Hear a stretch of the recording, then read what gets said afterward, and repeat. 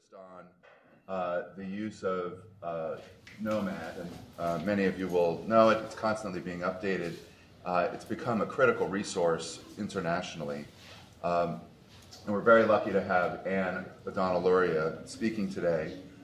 She is the Associate Director of the Center for Mendelian Genomics at the Broad, and she's also a clinical geneticist at Boston Children's Hospital, where she has a focus on epigenomic disorders. And we're very grateful to have you here today.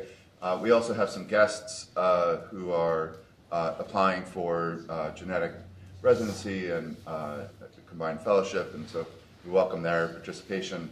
And just a reminder that this is recorded and live streamed, so if there are questions from the audience, I'll prompt Anne to repeat the question just so folks who are viewing remotely can pick it up. But thanks so much for coming, Anne. We really appreciate it.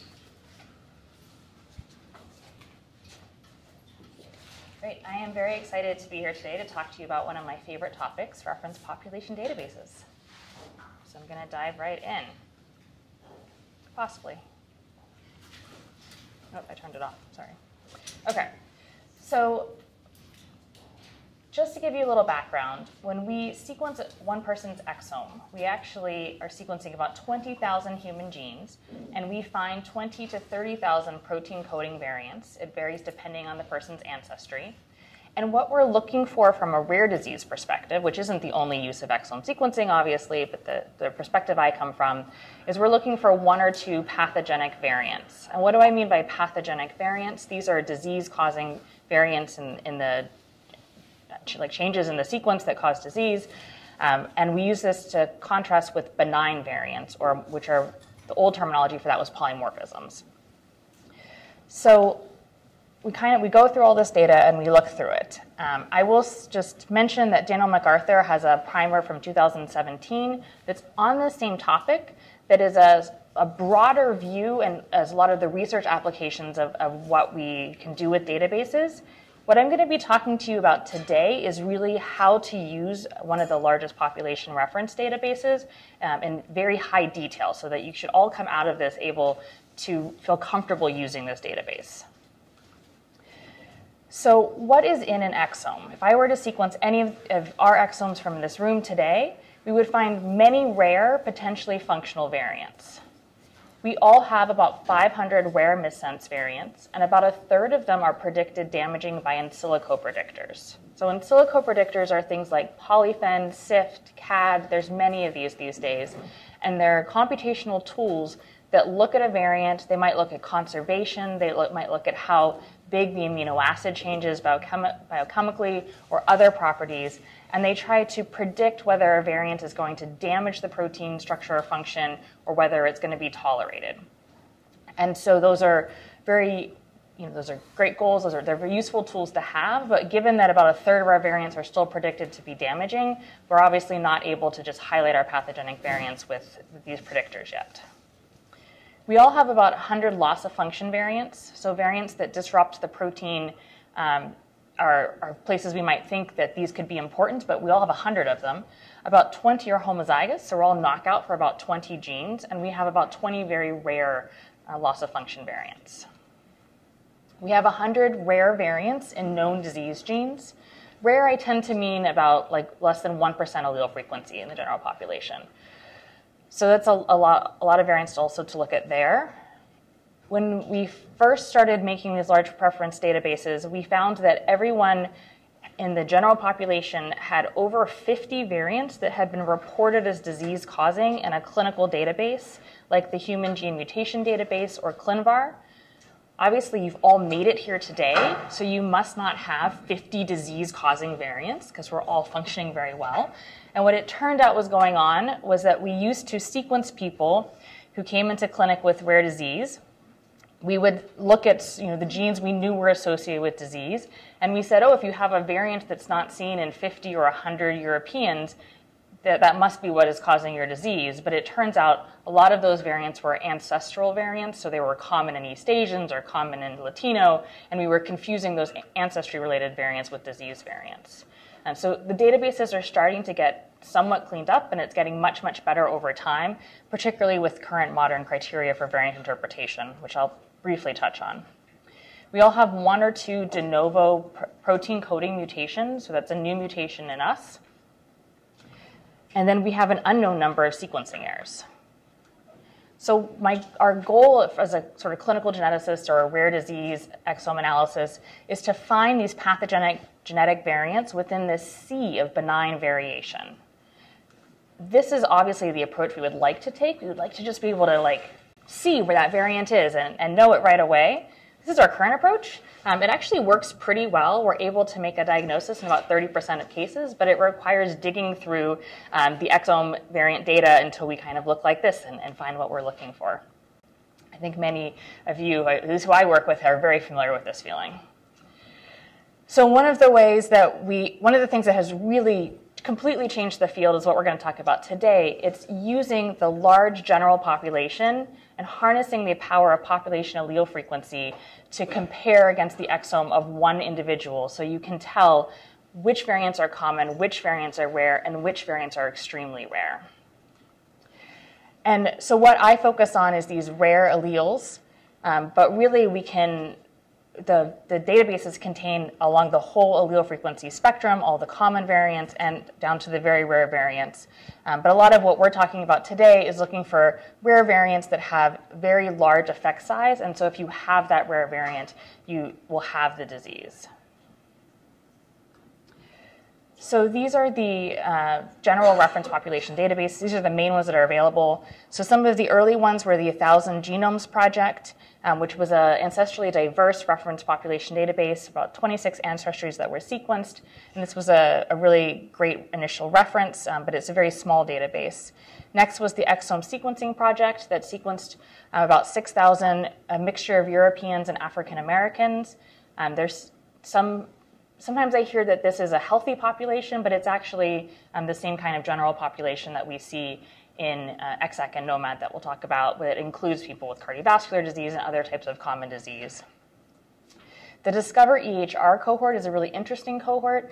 It's from a collaboration between the pharmaceutical company Regeneron and the healthcare system Geisinger in Western Pennsylvania, and they have sequenced a large proportion, up to 50,000, their exome sequenced of the healthcare population there, and they have made an aggregate data set. What's really exciting about this data set, it's connected to health medical records, so they're able to learn interesting things about human biology.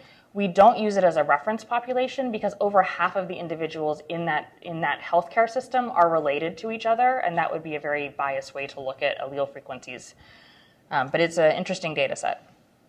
EXAC, or the Exome Aggregation Consortium data set, is the largest, was the first, for a while, was the largest publicly available data set. It was released in October 2014. This is work led by Daniel MacArthur's lab, which is who I work with. And so it was much more ancestrally diverse and all exome data, about 60,000. Bravo is currently the largest whole genome data set that's publicly available. They have a site also that's worth checking out. It's through the TopMed study funded by NHLBI.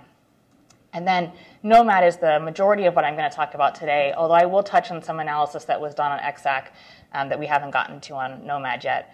And basically, this is now the largest reference population database. It has data, exome or genome data, from over 140,000 individuals.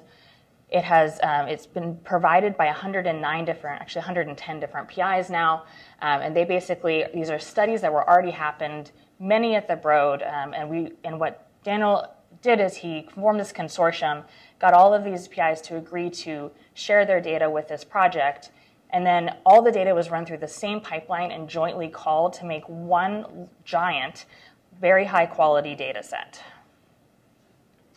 The actual whole data set is available for download. I don't suggest you do that because it's they're huge files. But if you're setting up a diagnostic pipeline or a research pipeline, you download those and you can annotate all of your data with the gnomAD data. We are not able to share individual level data. We don't have consent for that. These are studies that were already done for other reasons that we're using for this data set. These are not samples that were sequenced for gnomAD.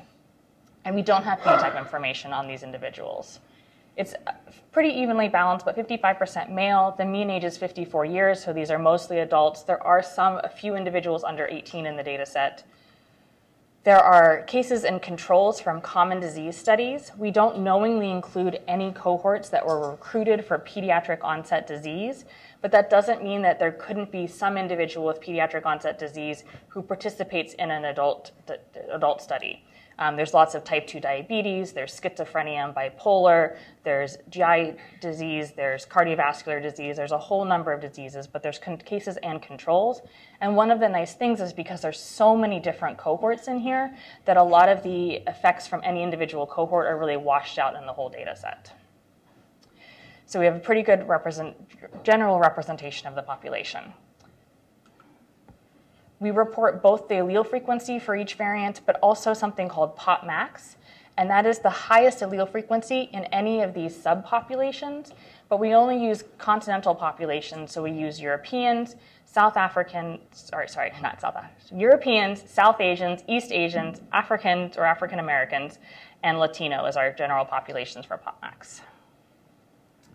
You can go and you can download all the data, as I mentioned. The exome data and the genome data is actually processed in parallel and kept separately.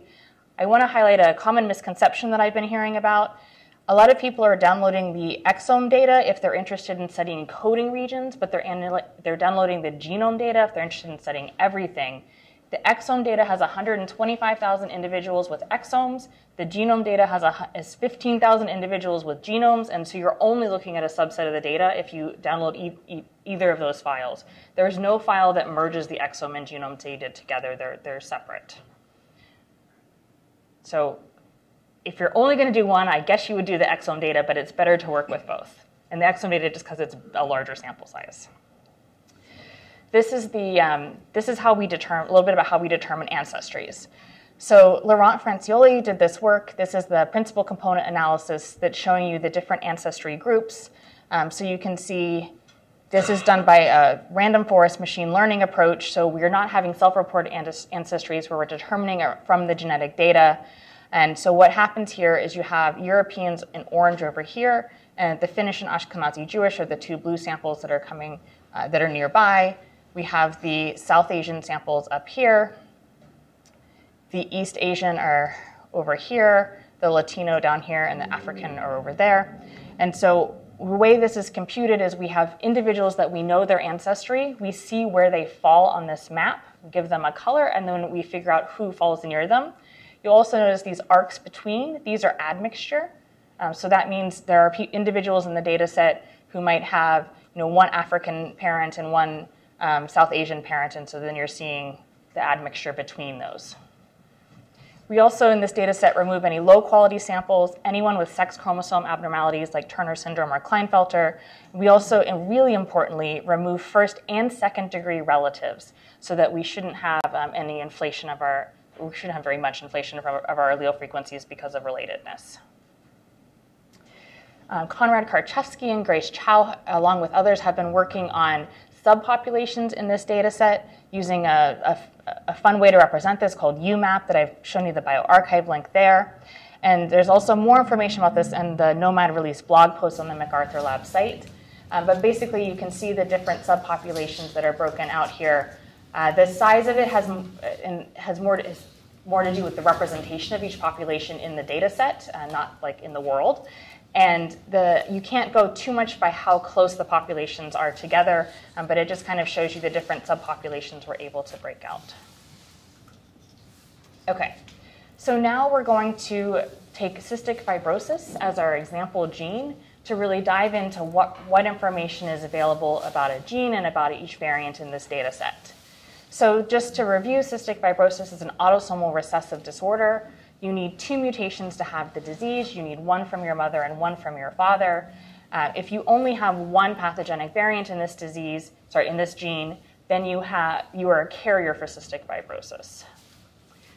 So all this information, well, I've talked about the downloads. The way I access it is actually through a website that was built to make it so anyone can have this information easily at their fingertips. It's incredibly easy to use. I highly recommend you check it out. You just go to gnomad.broadinstitute.org. When you get to this page, there's a bar. You can type in a gene name. You can type in a variant. You can do region searches. This browser was initially set up by Konrad Karczewski and Ben Weisberg, but recently Matt Solomonson has taken over the lead on this and has redesigned the new face of the new face and work and functionality of the gnomAD browser. And Nick Watts is another software engineer who's joined the team and been working on this a lot. So this is the cystic fibrosis gene here. There's a lot of information on this page. The first thing I'm going to draw your attention to, these black bars here, these are the exons. The introns are represented between them. The introns are obviously not drawn to scale. They're much bigger than that. But this is really, all the data is in here, but we're really just showing you the data around the exons. This arrow over here tells you if it's a forward or reverse strand gene. So this is a forward strand gene. These little blue mountains above the exons are the coverage, so how many reads we have for each sample, for the samples on average in the exome data in blue. And so you can see that we kind of have more in the middle, and then there's some fall off at the edges. And in green, where you see much flatter across the whole way, that's the coverage of the data in the genome data. And there in genomes, we generally do to about 30x, and so that's about what you see here. So there's other information on here. You have the ensemble ID up here, the number of variants we see. On each page, there's always a link that you can just click, and you can go right to this gene or variant on the UCSC genome browser. You can look up the gene in a clinical database, OMIM. We're going to talk about this table later. We actually have all the ClinVar variant, pathogenic and likely pathogenic variants that are in the ClinVar database, which is a database where clinical labs put their interpretations of genetic variants in. Just to really point out, this is the variants that are in that clinical database. Many of these, maybe most of these, may not be in the gnomAD data set. So we don't have that linked yet. This is just to kind of show you where we see disease variants in each gene. This row here is actually showing, it's kind of noisy, but it's showing you the different variants that we see. So we see a ton of variation in every gene, basically, of the human genome. That does vary to some degree, but we see lots of variation across the human population. In red is the loss of function variants, in yellow is the missense variants, and green is the synonymous and non-coding are in gray. And the height of the bar has to do with the allele frequency. Below that, you can choose if you only want to look at a subset of the data, so you can only look at loss of function or only missense, or you can pick and choose among those. And then at the bottom is a long table, and it's a list of every variant we see in this gene. I will say that we do quality control on this, and so the variants that are shown are only the variants that are passing our strict QC metrics. There are other, everything is there in the VCF. We don't throw anything out. And so if you wanted to see everything in the VCF, including the variants that fail the QC, then you just check this box to include filtered variants. So we have the variant listed here, the chromosome, the coordinate, the reference sequence, the alternate sequence, whether we see it in an exome or a genome. The consequence, this is the beginning of the gene, so these are all in the UTR, so they're non-coding. The annotation tells you they're in the UTR. The allele count is the number of times we see the variant in the 140,000 people. The allele number is the number of chromosomes that we have confidently have high-quality genotypes on. So this is 250,000 is the number of chromosomes, and for an autosomal gene, we have 2 copies of that chromosome, so the number of individuals is this number divided by 2. The allele frequencies are the allele counts divided by the allele number, and we also show the number of homozygotes if there are any. You can search for any variant using this nice search bar. I wanted to look up the phenylalanine 508 del variant, which is the most common pathogenic variant for cystic fibrosis. When I type that in, you'll see that there are 5 variants within that single codon, and I am interested in that first one, so I click over here to go to the variant page. When you type this in, it actually also shows you where in the gene it falls. That's sometimes helpful. This is what the variant page, every variant page looks like. There's tons of information on here. I'm going to zoom in on some of it. Some of the things I'm going to ignore, but here are some of the quality metrics if you wanted to dive into that, and some of the information about the different annotations on different transcripts. So kind of smush this into one page just to show you some of the features that I want to highlight. This is the allele count in exomes, and in genomes, we have those separated in the allele frequencies. In the top right-hand corner of both the gene page, but also every variant page, we have now subsets of gnomAD. If you're studying a patient with some type of neurologic disease and you're worried that there's somebody in gnomAD who has your variant, and you're worried that maybe they're in one of the cohorts for like adult neurologic disease, you can actually choose the non-neuro, same for non-cancer, or the control-only data set and see if your variant is in one of these subsets. So there's some subsets you can use. For most things, I just use all of gnomAD. Also, there is some overlap of samples between TopMed and gnomAD, and so that's why that option is there. We have age histograms, so you can see the age of people who have the variant. These are all rounded ages. And then we have the IGV web view, the IGV browser, so you can look and see the actual raw read supports for the variants to see if you think the variant is real, if there are any issues there. So this is really the heart of the page, is the allele frequencies broken down by different ancestry groups. And this I just want to use as an example. So this is, again, the most common pathogenic variant for cystic fibrosis. We know that the carrier frequency of cystic fibrosis is very high in Europeans, and actually 1 in 25 Europeans is a carrier for cystic fibrosis. I'm only looking at one variant. I don't want to take them all and add them up, so I'm just looking at this one variant, and we know from databases that about 1 in 40 Europeans is a carrier for this variant. So I wanted to ask, how well does gnomAD work as a representation of the general population? So for Europeans, I took the number of chromosomes we see from here. I divide by 2 chromosomes per person. I get the number of Europeans that are genotyped at this site. I multiply that by 1 in 40, and I get 1,612 carriers that I expect, and I see 1,598, so it's working very well. You can look at interesting things like in East Asians, we actually don't ever see this common carrier variant in Europeans. We never see this in the about 9,000 East Asians that we've genotyped at this site.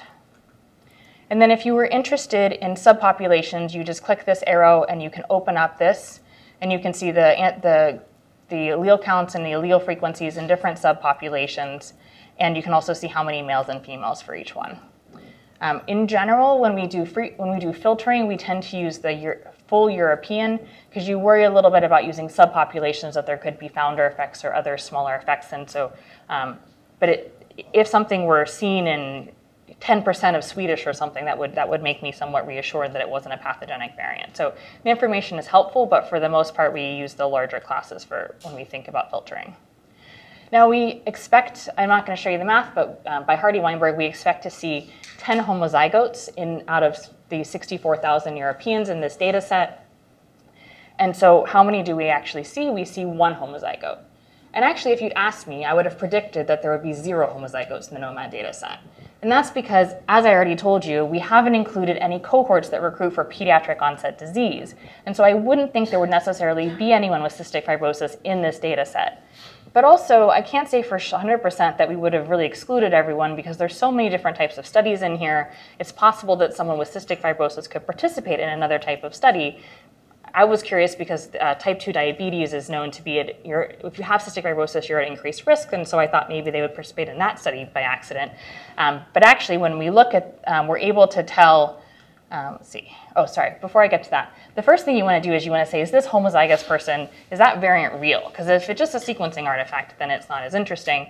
And so you go to the read data and you look, and so we have a 3 base pair deletion there, got tons of coverage, looks very clean. I don't have any concerns about that I can raise from the sequence data. So it looks real. So what's going on? So I looked in and saw that this person is actually in the control subset data set. So they seem to be a control in whatever study they're participating in. So that's interesting. And it's possible that this individual may not be penetrant for the condition. And that's a way that we can find people who have potentially really interesting biology that we might be interested in and doing like modifier studies or other studies to figure out why they're not penetrant. I will say, if you go to cystic fibrosis clinics and talk to physicians there, they will say they have encountered people who aren't penetrant for cystic fibrosis with these mutations that are normally considered completely penetrant.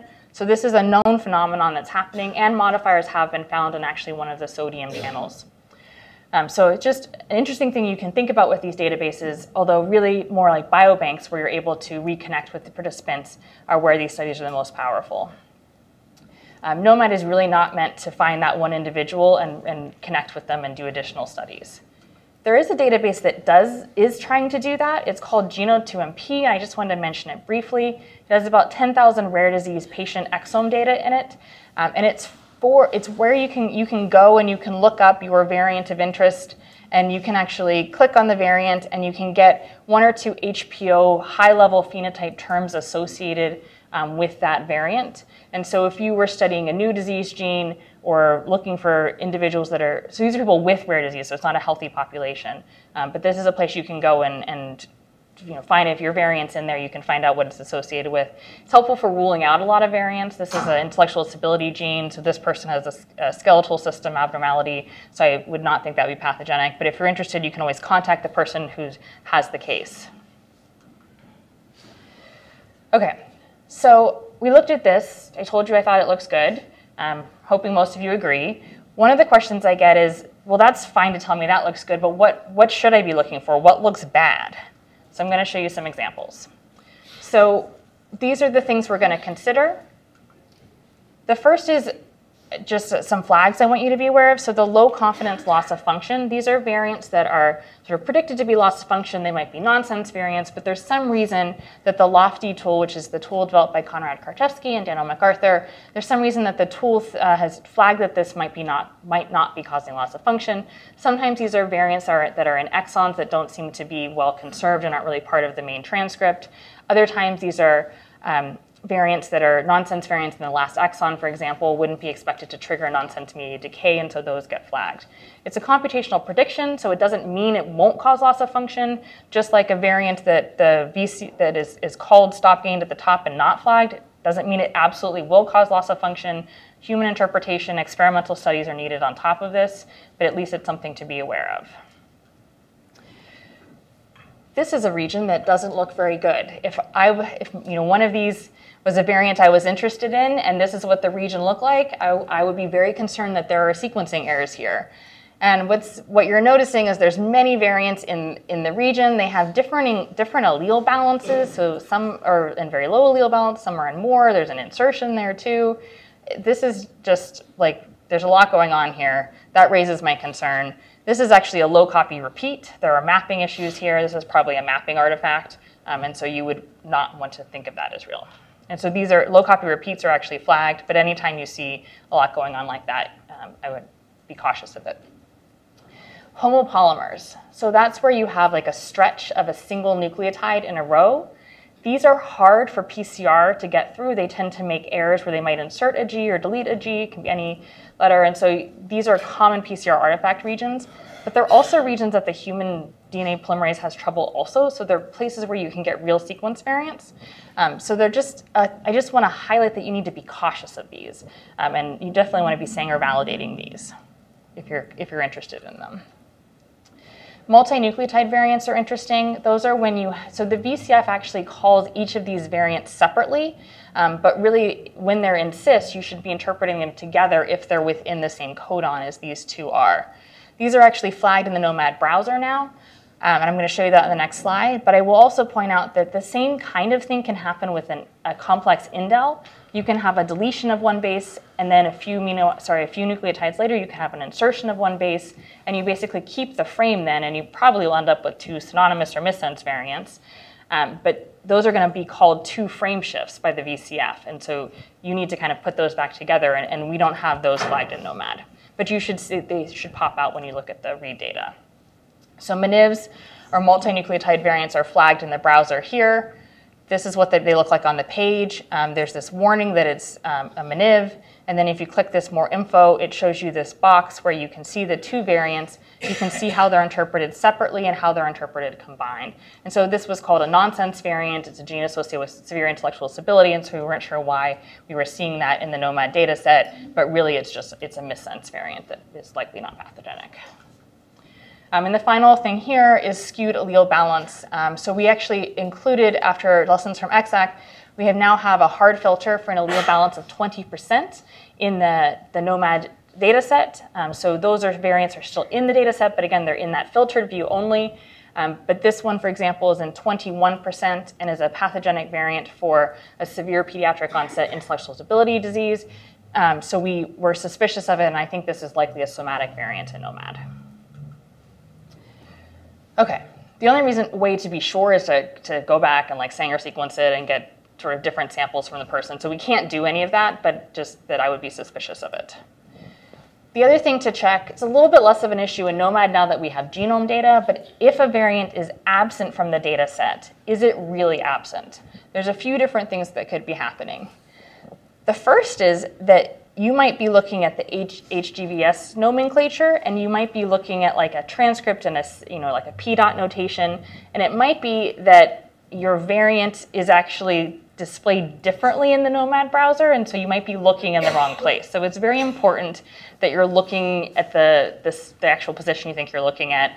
Chromosome coordinates are the best way to do that, and so we're trying to encourage diagnostic labs. I encourage all of you, if you get diagnostic reports, to ask your diagnostic labs to put the actual chromosome coordinates on the report so you know you're looking at the right thing.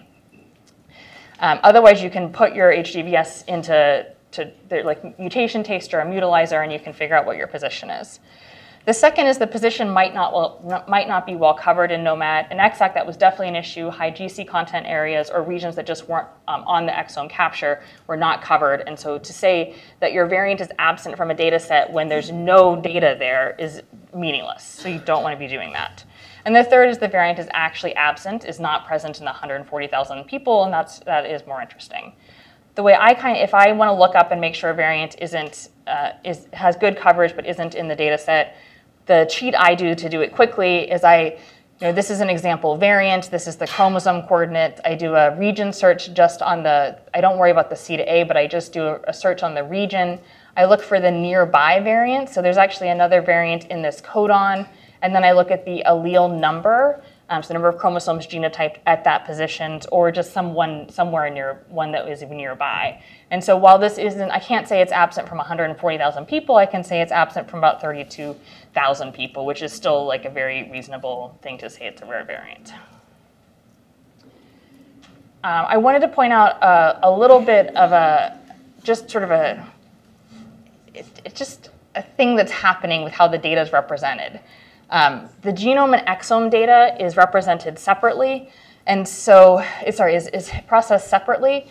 And so you'll see that all of these variants are in exomes. Some are also in genomes, and so the allele number is in 250,000 range. This variant is only in the genome, only identified in the genomes, and so it looks like the allele number drops there. But that's because it's only found in the genome VCF, not in the exome VCF. And so it just gets represented incorrectly. We've left this as it is. We think people can just kind of look around it, mostly because the way to fix this is to sort of change the browser to represent something different than the VCFs represent, which we worry is going to cause confusion. And the second way to do it is to actually edit the VCFs, which is just, shouldn't be done. So where this is just a caveat to be aware of. When I interpret this variant, I would interpret the coverage as the coverage of the variants of the 250,000. There's no reason to think that the coverage is dropping over this site. It's just because it's only in the one data set. All the coverage data for all of gnomAD is here, and that you can download and use in your pipeline, so you're not having to look up every variant by hand. But if you have a single diagnostic report, this is an easy way to look it up. Okay, using reference population databases in clinical variant interpretation. I'm going to show you a little bit about how we think about variant interpretation. Every variant I get it's kind of in a state of a variant of uncertain significance. This is how you start, and what you're trying to figure out is do we have evidence that it doesn't cause disease, that it's benign, or evidence that it's pathogenic? And our evidence are these standards and guidelines that are published by Richards et al. From the American College of Medical Genetics. These are the guidelines that we use, and I'm actually just going to focus on this population data here. And so I have zoomed in on that line so you can actually read it. And what we're looking for is the variant too common in the general population to be consistent, to be causing your disease? Is it absent or very rare in a population database, or is it do you see it overrepresented in cases versus controls, which is more of a case control study than strictly using a reference population database. I want to give a caveat here. We give this moderate evidence if a variant is absent in the reference population. However, the vast majority of variants are not found in gnomAD. So there's tons of variants in every gene in gnomAD, and But overall, we only see about 10% of the possible variation in the data set. And that doesn't mean that the 90% of variation that's absent is disease-causing. I mean, nobody is suggesting that. However, when we see a rare variant and it's in a gene that we know is associated with disease, that it's a type of variant that causes disease, it raises our suspicion when it's absent in the general population. But it's possible that we're overcounting this a little bit, and we're trying to think about ways that we can be a little smarter about that. So it's very useful, but I want to put a little bit of caution on that. When we use reference population databases, this is the power of them. So when we had 6,000 people, if we asked in a single person's exome how many variants were left if we removed everything that had an allele frequency greater than 1 in 1,000 or greater than 0.1%. When we use the 6,000 people in the ESP database that has Europeans and African Americans, we saw that you had 600 to almost 1,000 variants that were left. You can see this database was built, has Europeans and African Americans in it, and so it works best in those ancestries, and it works much less well in the other ancestries. When we went to EXAC, which had 60,000 people and a much better ancestral representation, you can see that the number of variants left that are very rare is about 150. So it's helped a lot, but that's still 150 is a lot of rare variants to think about. And that's really going to 1 in 1,000. For recessive disease, you can have variants that are much more common than that. But it really highlights the power of these databases. So this is an example genetic testing report that we get on patients. And every report we get now should tell you how often this variant is seen in the general population. This is a known disease gene. It's a protein truncating variant where haploinsufficiency is the mechanism of disease, the patient's phenotype fits, and the variant is not observed in the general population. So this way we're able to classify as pathogenic. The opposite thing we do is we say the variant is too common in the general population to be causing disease. Most often these just are benign, and so you don't even really see them on reports, but this was an example of a report. It's actually from 2015. The exact data set came out in 2014, but some labs were a little bit slow to really adopt it and get it into their workflow. And you'll notice that they don't comment on the reference population allele frequency in this report. And so anytime I see a report like that, I always look up the variant in gnomAD, which I can do in like 2 or 3 minutes, basically, if that. And so this is the gene name here. This is the missense variant they see. It's heterozygous. They called it a variant of uncertain, they called it uncertain clinical significance, which I interpret as a variant of uncertain significance. And it's noted to be idiopathic pulmonary fibrosis, which is autosomal dominant. And this is an adult onset disease. And I actually have a young child with developmental delay hypotonia and some unclear respiratory issues that the pulmonologist actually sent this testing. And so when I look up this variant in gnomAD, this is what I see. It's actually present in 3.6% of Europeans, 2.6% of everyone. Again, this is a dominant disease, so I wouldn't expect these kind of these high allele frequencies. And these are the number of homozygotes, so 338 homozygotes in the in gnomAD population with this variant. So I felt that we were able to reclassify based on this information as benign. The other thing I will say is this variant is not conserved. So when you look here, it's not very well conserved, and you see it's actually a leucine in a number of cases. And this has actually been classified by another diagnostic lab and entered into ClinVar as benign. Okay, I'm going to talk about frequency filtering. So I've thrown out 1%, 0.1%. What allele frequency should we really be using? So this is the statistical approach that was developed by James Ware and Nikki Whiffen, who works with him. They're at Imperial College London, but they have both spent a lot of time working with us here at the Broad also. And then also Eric Minikel, who was in Daniel MacArthur's lab, and now is a graduate student at the Broad working on prion disease. Okay, so this is published in Genetics and Medicine. I'm going to kind of go over it at a higher level and also how you use it. So the central tenet of this is the frequency of a pathogenic variant in a reference sample that's not selected for the condition you're studying should not exceed the prevalence of the condition. Very simple. So also reference population databases are a sampling of the general population. There are some exceptions to this. Founder mutations can confuse this, bottleneck populations, balancing selection a little bit. And then the other thing is you need to take penetrance into consideration, because if you have something that's lowly penetrant, then the variant can exceed the prevalence of the condition. The other caveat here is we know that the stricter you can get with your filtering, the more likely you're gonna have variants with higher odds ratio for developing disease. And so you want to get to as low allele frequency filtering as you can because you're gonna have fewer variants to look at. So I'm gonna pick one variant just to kind of use this to walk through this example. So this is a ClinVar variant that is uncertain significance. It's actually been classified by 9 different labs. And so we're gonna talk about this one. They all agree it's a variant of uncertain significance. And this is the allele frequency table for it. So it's seen in the general population, but it's not, there's no homozygotes, and it's not very common in any ancestry. But the other thing I need to tell you is that this is a variant for hypertrophic cardiomyopathy, which you would expect to possibly see in a gnomAD population. So it wouldn't be something that would be depleted as pediatric onset disease. Okay, so there's 2 pieces to this. So the first is calculating the maximum credible population allele frequency. So you need to look at the genetic architecture of the condition to say how common do you think there should be variants for this condition in the population. That has to do with the prevalence of the condition, the genetic heterogeneity of the condition, which is the hardest thing to figure out, and the penetrance, which is also hard to figure out sometimes, but honestly you can kind of hand wave, you don't have to be exact in it. Okay, so we're going to use hypertrophic cardiomyopathy as our first example. So we know that about 1 in 500 people have hypertrophic cardiomyopathy, and over the course of their life will develop it in the general population. And this is a dominant condition, so you have 2 chromosomes, so that you do multiply by 1/2. We're going to call the penetrance for this condition 50%.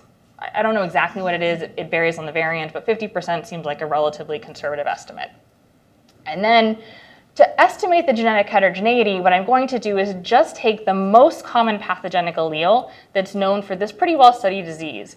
Not the allele frequency in the general population, but if you take a cohort of people with hypertrophic cardiomyopathy, what % of those people will their disease be explained by a certain variant?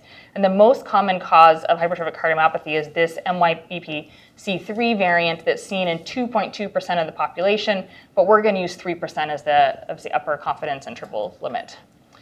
So we're put 3% in there. So you can do that math, and you get that number, 6 times 10 to the minus 5 is your maximum credible population allele frequency.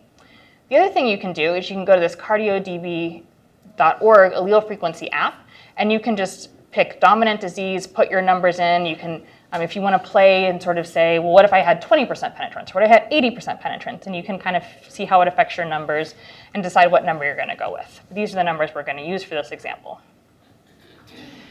And then you're going to compare that to a filtering allele frequency, which is a little bit different than just the allele frequencies in gnomAD.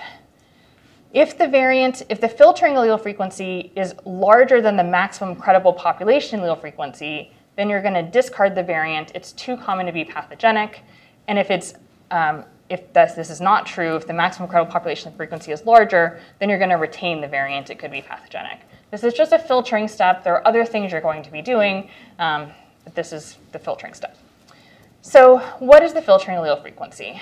Why do we need it? The reason we need it is gnomAD is a sampling of the population. So the numbers in gnomAD are not the actual allele frequency of this variant across the entire world or across a single ancestry. It's a sampling of a population. And so the filtering allele frequency is a conservative statistical adjustment because it's a sampling.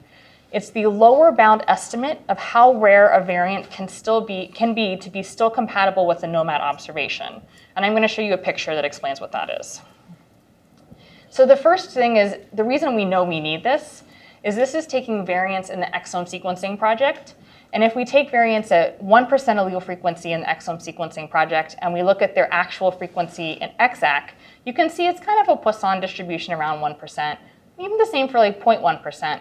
But when we take variants that are only seen once in that population, so 1 out of 6,000, they're not seen 1 out of 6,000 people in EXAC. They're actually often seen much less frequently. And actually, the majority of things that are seen once in ESP are not seen again in EXAC. And that's just because there are a lot of very rare variants out there, and you're always going to be sampling some very rare variants. And so we know that there's a left skew for rare variants, and we want to take that into account. And so we can't, because there's there's a left skew, and it's not exactly a Poisson. What Nikki and Eric did is they said, this is the gnomAD allele frequency here, whatever this number is. And then they developed different Poissons, and they said what Poissons would fit that this would be the 95% upper confidence interval. And then we'll make the middle of that the filtering allele frequency. So it's kind of saying, it's back estimating based on your 95% confidence interval, kind of. So so your actual allele frequency you're using for filtering will be a little bit a little bit rarer, and so you're going to keep a few more variants in with this approach. Does that make sense? Okay, and we don't do this on global. We actually do this on each of the continental ancestries, so that's important. We don't use Ashkenazi Jewish or Finnish, which have founder effects. We don't use those populations. And we also, again, as I mentioned before, don't recommend the subcontinental populations for this type of filtering. So on each page of the gnomAD, each variant page in gnomAD, we have the PopMax filtering allele frequency. And so we have it separately for exomes and genomes because all of the data is separate. I really would love one number. I generally recommend using the exome data just because there's more exome data, and so generally it's the better thing to use, but I would use kind of whatever is the higher allele count. But if you're just going to use one thing, I would use whichever has the higher allele count, which you can set up informatically, or you can just use the exome data. If you hover over it, you'll see which population we're using for the PopMax. You can also see in the table. The browser has the 95% kind of confidence interval level, and the VCF has both 95 and 99, so you can choose which you use. Okay, so then you're going to take this number, taken that number, and I compared it to the number we calculated earlier. And then you have to be careful here because you're not comparing 6 to 4, you're comparing 4 times 10 to the negative 4 against 6 times 10 to the negative 5. So this is smaller. So this is true that your filtering allele frequency is higher than your maximum credible population allele frequency. And so you were able to discard this variant as too common to be pathogenic. And I will kind of take a step back and say, when I say retain a variant, rarity is necessary but not sufficient for pathogenicity. And over here, when I say discard a variant, what I mean is assign BS1 that is too common in controls. But if it's in a disease-relevant gene, you probably want to do a little bit more than that. If you're just kind of filtering your whole exome, well, we obviously don't go into great detail with every variant in an exome. But basically, because this was in a disease-relevant gene, we're thinking about cardiomyopathy, we would curate it further. So I would give it BS1 too common in controls based on the frequency filtering approach. And then I would see what else we know about it. It also gets BP5, which is that an alternate cause has been found in several cases, which is known from diagnostic labs that have this data or looking in the literature and things like that. But diagnostic labs have reported this into ClinVar, that there are alternate causes of disease found in several cases. Additionally, nobody has any segregation data showing that this variant tracks with cardiomyopathy, and no functional data is available. So based on BP5 and BS1, there's a calculator you use to figure out how you add these criteria up in terms of weighting, and this now gets a likely benign classification. Is that at the whole gene level? Because there's now several genes where the exome is in one disease that's mutated, and there's exome mutations in another disease, whereas this looks at the whole thing in terms of... This is at a variant level, not a gene level. Question? Sorry, actually, so you're asking if you're doing this assertion at the gene or the variant level? That's what I was asking you, which one you're using here. Because there are many diseases now that one gene causes two very different diseases, right, where you're eliminating that as a possibility, but depending upon which exome it's in, at what level are you resolving, whole gene or variant? So this is a variant. I'm assessing whether this variant is associated or causing this specific phenotype. And I would do a different assessment for every phenotype I considered because the genetic architecture and the penetrance might be different for each disease. And so every assertion is done specifically for a variant considering a specific phenotype or disease. So it's variant. Yeah. Okay. Yes. And just because the variant the penetrance could be different for different variants. For this one, did you try to do, or is that enough number of patients and do a statistical analysis to see if the variant is compared to the right. general population, and maybe you can estimate what the penetrance could be, maybe much lower than Right. So Your I'm, question. yeah. So I'm getting asked about using more of a case control study because you have I did talk about having sort of a cohort here. I don't actually have that cohort, so I just know what was reported in ClinVar about this variant. But if you have a cohort, then absolutely doing kind of a case versus control study is a great thing to do.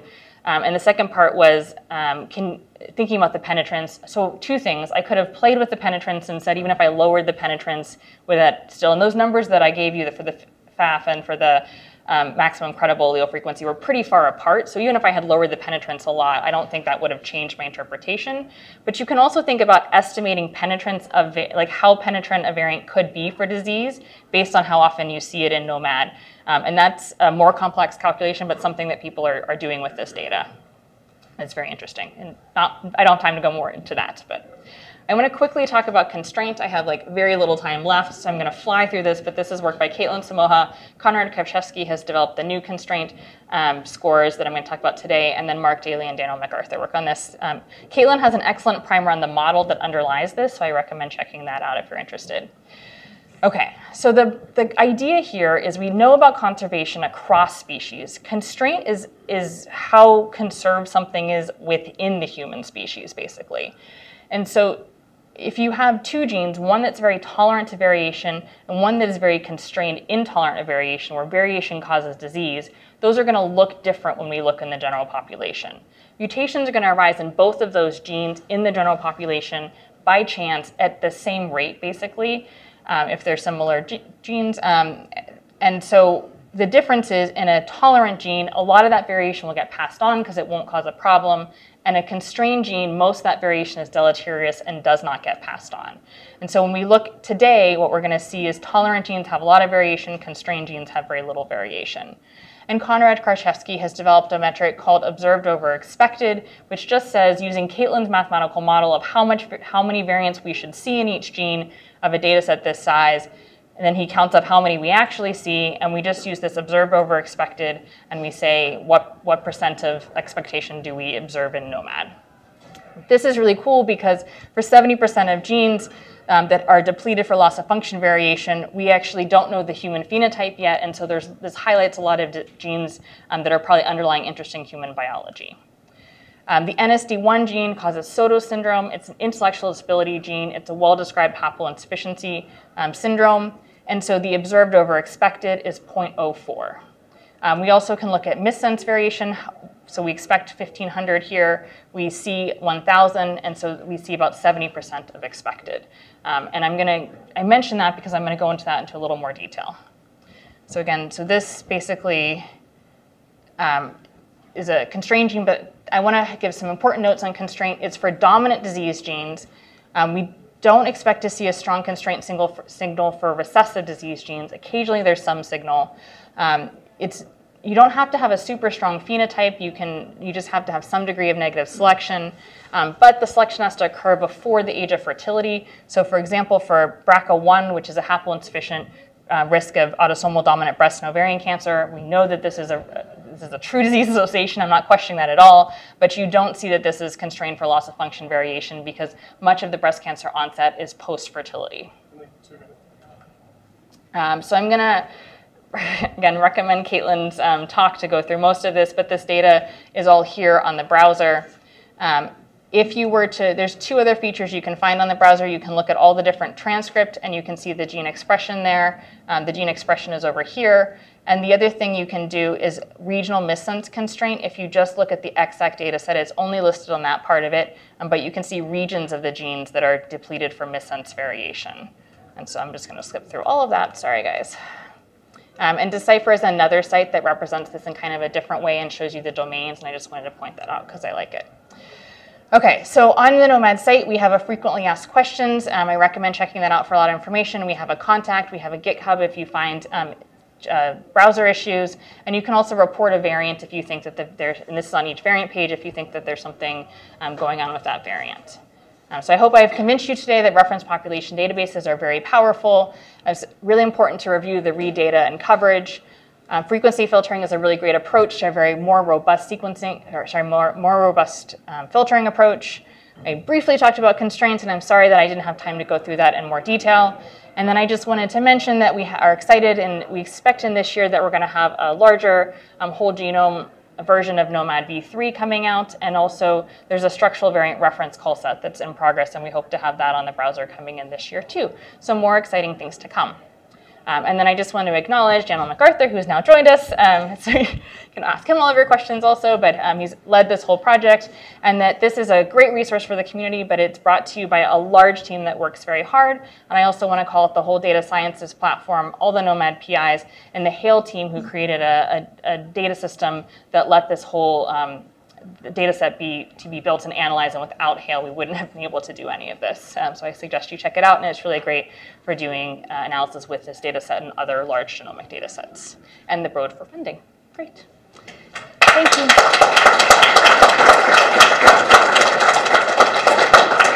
Great. If there are other questions, maybe bring them up as folks are filing in. Thanks very much, Anne.